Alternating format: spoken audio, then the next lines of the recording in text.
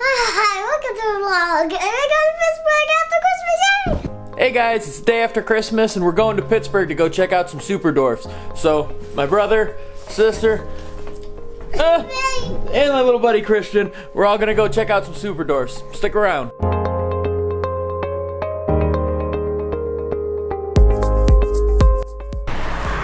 Hey guys, welcome to the enclosure.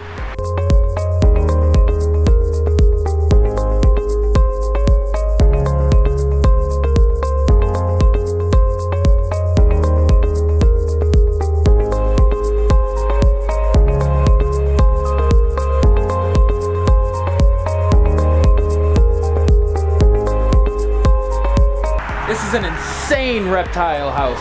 They got birds, they got reptiles, you name it, they've got it. Wonderful place, you have to check it out. And best of all, come check out this next snake.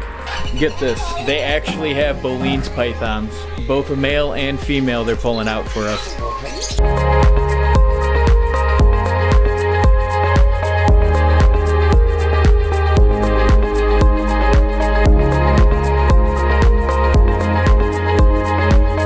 Jay, you want to talk about this? There's just nothing to say, just look at it.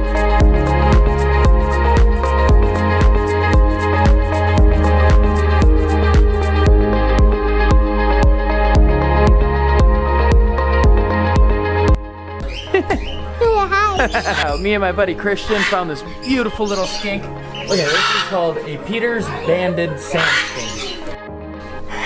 Alright, here's the real question, Christian. What do you think of the spiders?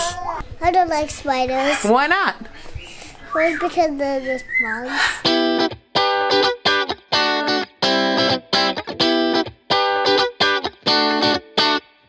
Well guys, we made it to our hotel. We're somewhere in Pennsylvania outside of Pittsburgh, so we're gonna go check out the super dwarf collection of Garrett Hartle and reach out reptiles, one of our favorite places. So he's gonna go jump on the beds, we're gonna go check out some animals. Let's go.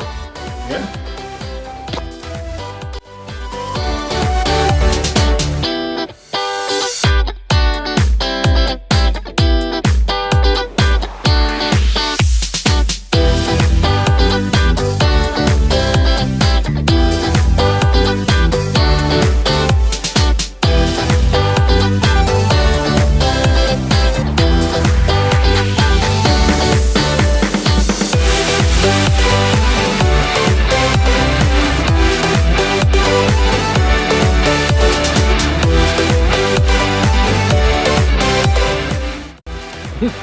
Alright guys, they tricked us with free t-shirts and a really cool snake.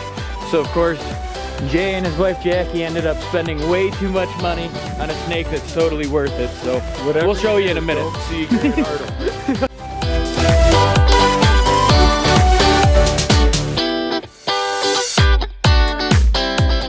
Alright guys, we made it all home. I'm here with my buddy the Jagman, one of my favorite boas.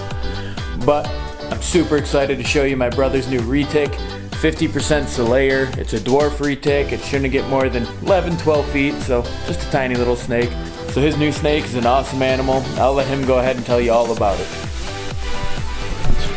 Well, here we are. We're over at Jay's, and go ahead and tell us what you got.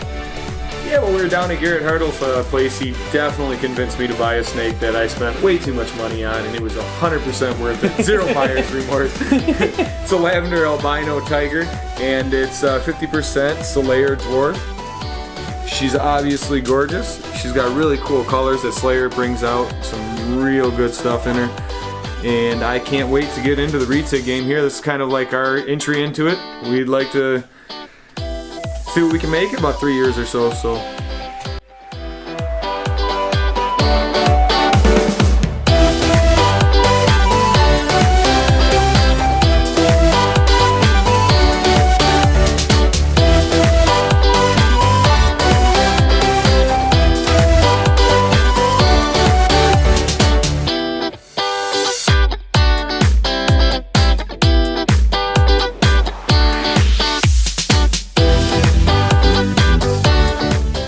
And most importantly, one thing that you always should do whenever you get a new snake and already have a few in your collection is set up some way to quarantine them.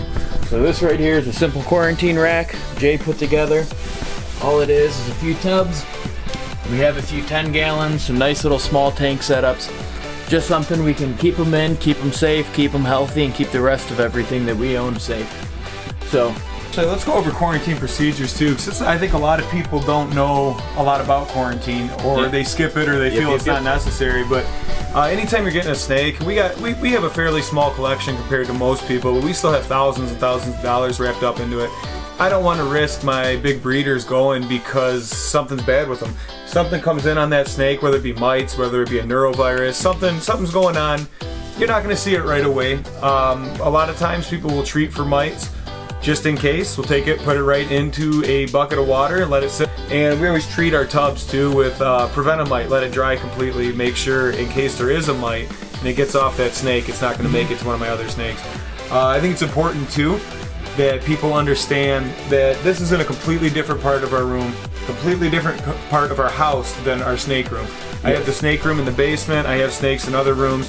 This is far enough away that, say, if there was mites.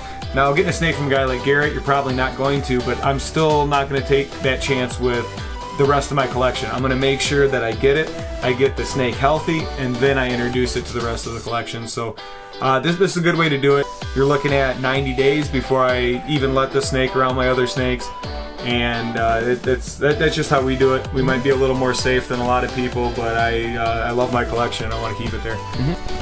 simple tubs, a nice little stack. All you can do is pull them out, keep the lid on, heat tape. Definitely a good way to go. Don't forget your thermostat. Yes, everything has to be on a thermostat. A while ago, I started wiring up dimmer switches. If you look right here, all this is a simple dimmer switch, just like you would wire up for your house if you were trying to dim the lights in your living room. And basically what I do with this is I set my heat tape off of it, and I set it to, for a retic, let's say I'm going to set it to about 90 degrees, right? It's a couple degrees hotter than I want it. I'm going to set my thermostat at 88.